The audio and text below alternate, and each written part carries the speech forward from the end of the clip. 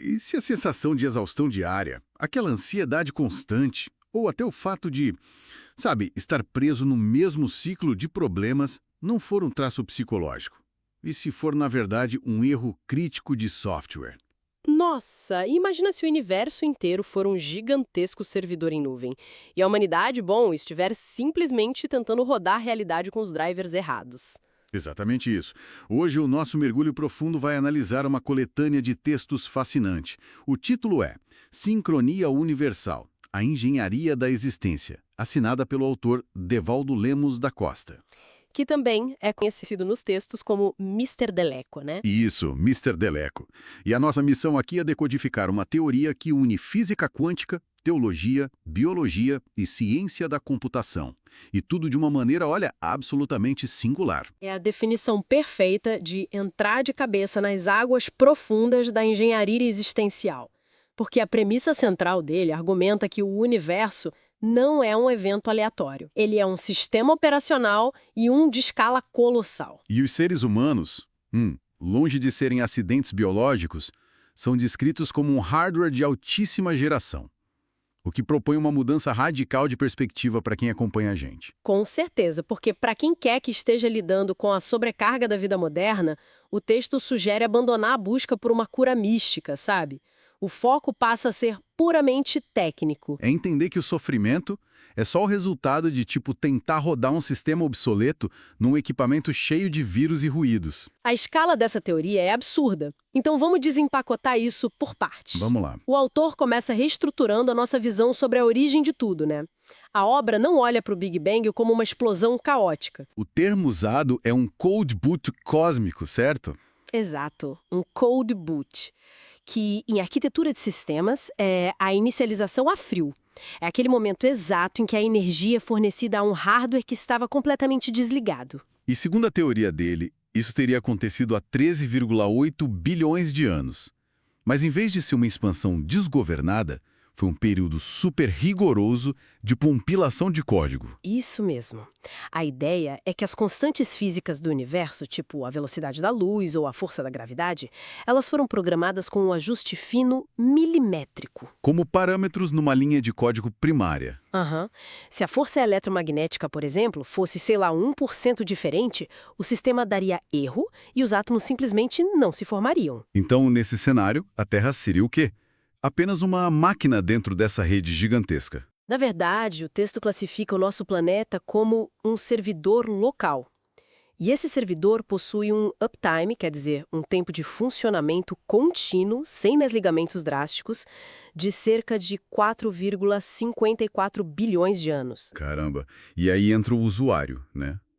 A biologia humana. Porque os documentos descrevem o corpo como contendo cerca de 7 vezes 10 elevado a 27 átomos. É retratado como uma verdadeira usina nuclear ambulante. Mas o que mais me chamou a atenção foi a questão do armazenamento de dados. O autor fala muito dos registros acásticos. A grande sacada do autor aí é traduzir conceitos esotéricos milenares para o jargão da tecnologia da informação. Faz todo sentido. Pois é. O Akasha, ou o livro da vida em várias tradições antigas, é equiparado ao campo de ponto zero da física quântica. É o grande repositório de dados. Funciona como um servidor em nuvem gigante, imensurável, tipo a infraestrutura da AWS, só que cósmica. Exato, uma arquitetura de armazenamento perpétua que é regida pela lei da conservação da informação.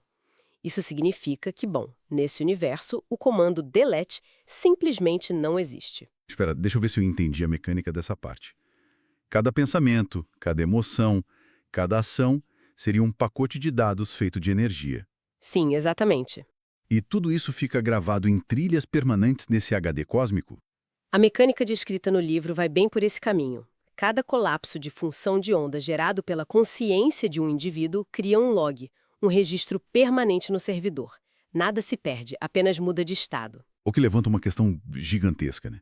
Se existe um servidor em nuvem perfeito, governado por leis matemáticas exatas, e o corpo humano é um hardware de ponta com essa capacidade quase nuclear, por que a experiência humana média envolve tanto cansaço, doença, desconexão? É a grande contradição que ele tenta resolver. Porque, pensando em termos de tecnologia, isso soa como ter um supercomputador de última geração com resfriamento líquido e processadores quânticos, mas insistia em rodar o Windows 95 nele.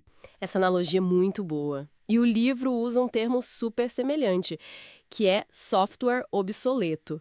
O autor argumenta que o hardware humano superaquece e trava porque tenta processar essa realidade multidimensional usando um sistema operacional muito primitivo.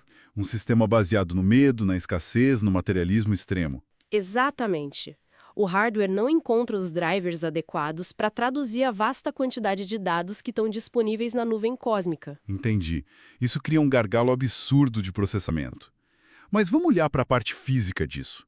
Se o universo é esse Wi-Fi gigantesco transmitindo dados perfeitos o tempo todo, onde estão as nossas antenas? O corpo humano tem receptores de sinal específicos. O texto é bastante detalhado nessa parte, sim. Ele descreve uma verdadeira biologia da sincronia, destacando 3 componentes de hardware biológico. O primeiro é a glândula pineal. Que normalmente a gente associa só ao sono, né? Isso, a secreção de melatonina. Mas aqui, em vez de ser vista só como isso, ela é categorizada como a antena de pineal, funcionando como um transdutor piezoelétrico. Transdutor piezoelétrico. Para quem não é da área da física, a piezoeletricidade é aquela capacidade de alguns materiais gerarem uma carga elétrica quando sofrem pressão mecânica. Perfeito. O exemplo clássico é o acendedor daqueles fogões mais antigos, onde o impacto físico de apertar o botão gera uma faísca.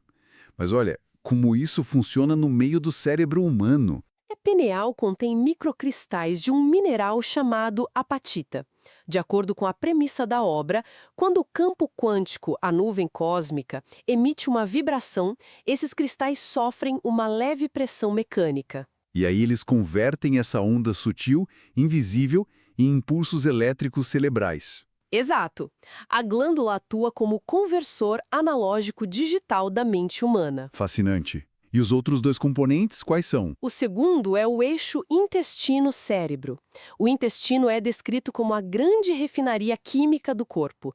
Ele produz a vasta maioria da serotonina e se comunica com o cérebro através do nervo vago. Que o texto compara a um cabo de fibra ótica de via dupla, certo? Um cabo de fibra ótica biológico. E por último tem o DNA. A estrutura de dupla hélice não é só um banco de dados inerte. Ela atua como uma antena fractal geométrica. Então o DNA emite sinais. Sim, o autor sugere que o DNA emite biofótons, que são partículas de luz microscópicas. Eles operam como lasers biológicos transmitindo dados e intenções do indivíduo de volta para o servidor universal. Espera aí, se a anatomia funciona como peças de telecomunicação, isso significa que coisas supermundanas impactam essa arquitetura? O texto chega a sugerir que, tipo, o flúor da pasta de dente ou uma dieta ruim estão literalmente arruinando a nossa conexão com o universo? Sugere exatamente isso. Porque, bom, se esses cristais da pineal calcificarem por causa de flúor ou metais pesados, eu imagino que seria o equivalente a colocar uma capa de chumbo ou papel alumínio no smartphone. O sinal bate e volta. O autor usa essa mesma lógica de degradação de sinal. A calcificação da pineal gera um fenômeno que, na tecnologia da informação, a gente chama de jitter. Que é uma instabilidade no sinal, né? Isso, uma instabilidade aguda, uma variação no tempo de chegada dos pacotes de dados. A antena perde a capacidade de focar no sinal. E quando há o intestino, se ele estiver inflamado por má alimentação, o que ocorre no nervo vago é uma perda de pacotes, o packet loss. O cérebro não recebe a string de dados completa. E o sistema entra em pânico. Exatamente. O sistema interpreta isso como um perigo iminente e o resultado é o que a gente chama clinicamente de ansiedade. Olha, é uma visão altamente mecanicista da espiritualidade. Retira totalmente aquela aura mística de porque eu não consigo meditar, ou porque me sinto desconectado. Vira um problema de manutenção mecânica. Exato. É uma falha na manutenção da máquina. Exige descalcificação, limpeza do cache por meio de jejum, ajustes de coerência cardíaca e respiração. Sem isso, a pessoa está tentando baixar um arquivo de 50 GB usando uma internet discada. E com um cabo rompido no meio do caminho ainda por cima, o corpo entra em colapso tentando entender uma informação fragmentada. Mas vamos aprofundar esse cenário. Digamos que a pessoa faça a manutenção. Antenas limpas, fibra óptica fluindo. O que acontece quando esse hardware entra em contato com dados corrompidos?